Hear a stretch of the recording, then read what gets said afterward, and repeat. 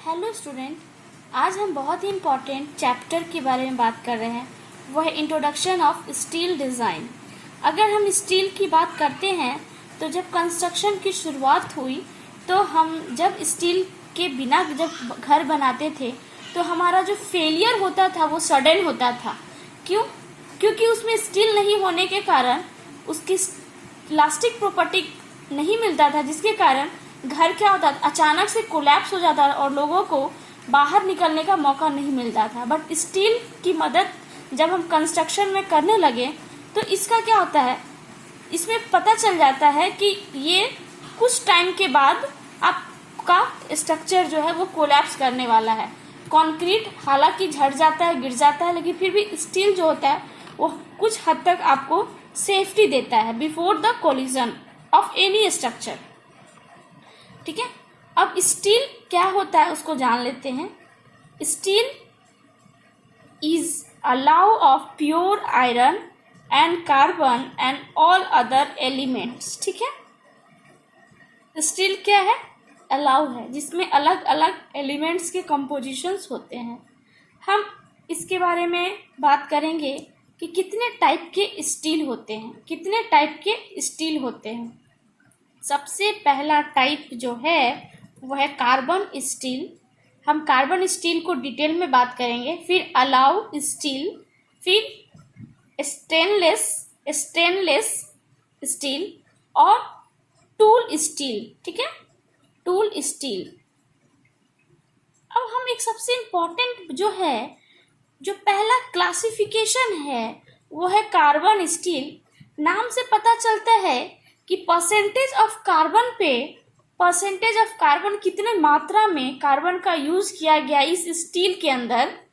ठीक है, उसके बेसिस पे हम कितने टाइप में बांटे हैं, low carbon steel, medium carbon steel और हाई कार्बन स्टील। ठीक है, सबसे पहले मैंने क्या बोला कि कार्बन स्टील से समझ ये तो हमें आ रहा है कि परसेंटेज ऑफ कार्बन कितना यूज हुआ है bye weight of pure iron. मतलब समझ गए, इसके वेट से हम परसेंटेज को कैलकुलेट करेंगे इतने। ठीक है, तो जो लो कार्बन स्टील होता है उसमें 0.12 टू 0.25% ऑफ कार्बन यूज होता है by of its weight of pure iron.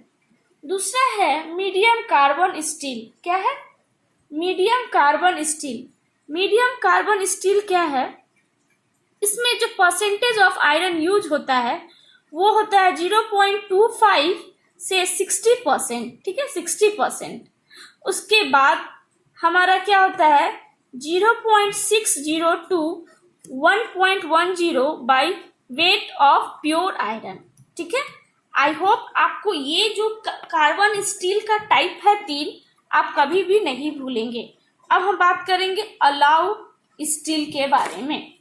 Allow steel के बारे में मैंने एक स्पेशल नोट्स बनाया है जिससे आपको समझ आएगा कि क्या डिफरेंस है। अलाउ स्टील हम वो एलिमेंट को डालते हैं ताकि उसके कुछ स्पेसिफिक प्रॉपर्टी को इंक्रीज करना हो, तो हम उस पर्टिकुलर एलिमेंट का, उस अलाउ एलिमेंट का यूज करते हैं। देखिए, इसका नाम ही है अलाउ स्टील। अगर हमें, ठीक है, बिल्डिंग प्रॉपर्टी, ठीक है, बिल्डेबिलिटी अगर कम करना है, ठीक है, और स्ट्रेंथ एंड हार्डनेस को बढ़ाना है और डक्टिलिटी को कम करना है, तो कौन से अलाउ एज अ एलिमेंट हम मिलाएंगे? वह है मैग्नीज। मैग्नीज के मिलाने से हमारी बिल्डेबिलिटी जो है वो कम हो जाती है और स्ट्रेंथ एंड हार्डनेस ज़्यादा हो जाती है। उसी तरीके से सिलिका अगर एलिमेंट हम ऐड करते हैं, अलाउ एलिमेंट, ठीक है, अलाउ एलिमेंट, तो इसकी जो स्टील की जो कोरोजन का जो प्रोसेस होता है वो बहुत कम हो जाता है। ठीक है, कम हो जाता है। अब उसके बाद बात करते हैं फॉस्फोरस। फॉस्फोरस के मिलाने से, ठीक है, स्ट्रेंथ एंड हार्डनेस बढ़ जाता है। ठीक है, स्ट्रेंथ एंड हार्डनेस बढ़ जाता है। सिमिलरली अगर हमें डक्टिलिटी कम करनी है तो क्या मिलाएंगे? सल्फर। सिमिलरली कोरोजन कम करना है, कॉपर। ठीक है, हार्डेबिलिटी तो निकेल, इम्पैक्ट स्ट्रेंथ बढ़ाना है तो निकेल। अब हम बात करेंगे स्टेनलेस स्टील क्या होता है। स्टेनलेस स्टील का टाइप में बात करेंगे। इसके बारे में बोलते हैं कि ये 5 तरह का होता है। फैटिक स्टेनलेस, मेंटेस्टिक स्टेनलेस, ऑस्टेंटिक, डुप्लेक्स और पीएच स्टेनलेस स्टील। ठीक है, इसके टाइप्स है। ये जो है ऑस्टेंटिक जो है ये बाकी से ज्यादा रेसिस्ट करता है कोरोजन के अगेंस्ट, याद रखिएगा। और डुप्लेक्स जो है, डुप्लेक्स का मतलब होता है इसके अंदर एसेंटेटिक प्रॉपर्टी भी होता है और फेरिस्टिक प्रॉपर्टी भी होता है। अब हम बात करते हैं 4th वाले के लिए, टूल स्टील। टूल स्टील में percentage of carbon content is more होता है। क्यों? क्योंकि ये टूल्स बनाने में काम आता है।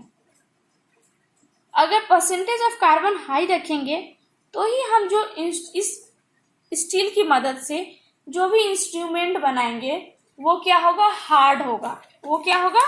हार्ड होगा। अब हम बात करते हैं सबसे इम्पोर्टेंट, वो है इफेक्ट ऑफ कार्बन कंटेंट। अगर हम कार्बन को बढ़ाते हैं स्टील में तो कौन सा पैरामीटर है, कौन कौन से पैरामीटर है जो अफेक्ट होंगे और कौन कौन से है वो कार्बन कंटेंट अगर हम इंक्रीज करते हैं और कार्बन कंटेंट को अगर हम डिक्रीज करते हैं तो स्ट्रेंथ बढ़ जाएगी। देखिए, ध्यान दीजिए, स्ट्रेंथ बढ़ जाएगी, हार्डनेस भी बढ़ जाएगी, बट जो हमारा मटेरियल है वो ब्रिटिल हो जाएगा। ब्रिटिल, ठीक है, ब्रिटिल। बहुत लोगों को कंफ्यूजन होता है। ब्रिटिल एक ऐसा प्रॉपर्टी है किसी भी मटेरियल का जिसके कारण वो टूट जाता है, तो जब कार्बन कंटेंट हम ज्यादा करेंगे तो उस मटेरियल में क्या होगा? ब्रिटलनेस जो प्रॉपर्टी है वो क्या हो जाएगा? बढ़ जाएगी और डक्टिलिटी ऑटोमेटिक है वो कम हो जाएगी। बहुत लोगों को कंफ्यूजन होता है कि ब्रिटिल और डक्टिलिटी को कैसे याद रखें। मैं सिंपल लाइफ के एग्जांपल से आपको बताती हूँ। ब्रिटिल का मतलब बिस्किट, याद रखिएगा, बिस्कुट को बहुत आसानी से हम तोड़ सकते हैं। डक्टिलिटी को याद रखिएगा, डॉग का पूंछ, डॉग का जो टेल होता है, तो उसे हम खींचते रहते हैं। सिमिलरली वही प्रॉपर्टी हमें डक्टिलिटी के साथ आता है। अब देखिए, कार्बन कंटेंट अगर कम कर दिया हमने तो स्ट्रेंथ हमारा कम हो जाएगा। स्ट्रेंथ कम हो गई तो हार्डनेस भी कम हो गई। हार्डनेस कम हो गई तो हमारा जो स्टील है, अगर कार्बन कंटेंट कम कर दिया तो स्टील क्या है? बिकम लेस ब्रिटल और उसकी डक्टिलिटी क्या हो जाएगी? बढ़ जाएगी।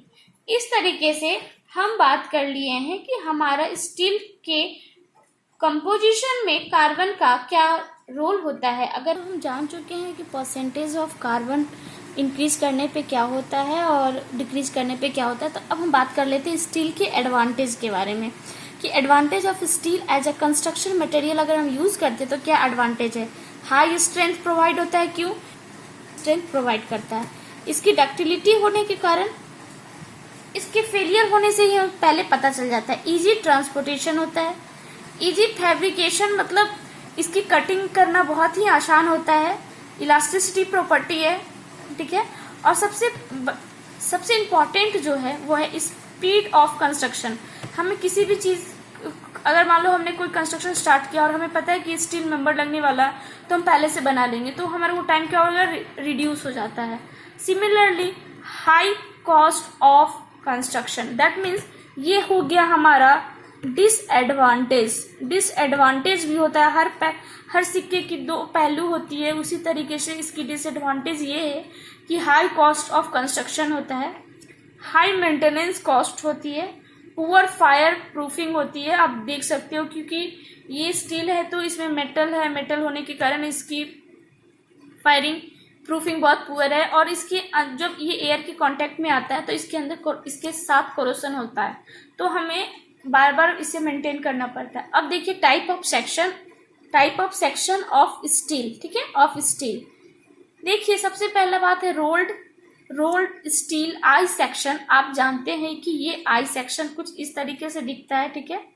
आप चाहो तो ऐसे देख सकते हो, ठीक है। आप चाहो तो ये देख सकते हो ये पोर्शन, ठीक है। तो ये आई सेक्शन है, ये वाला पोर्शन आपका जो है सामने से देखोगे तो आपको ये आई सेक्शन दिखेगा। ये फ्लेंज है, ये फ्लेंज है, और दिस इज वेव, ठीक है। अगर चैनल बोलोगे तो चैनल आपका कुछ इस तरीके से दिखेगा, चैनल, ठीक है।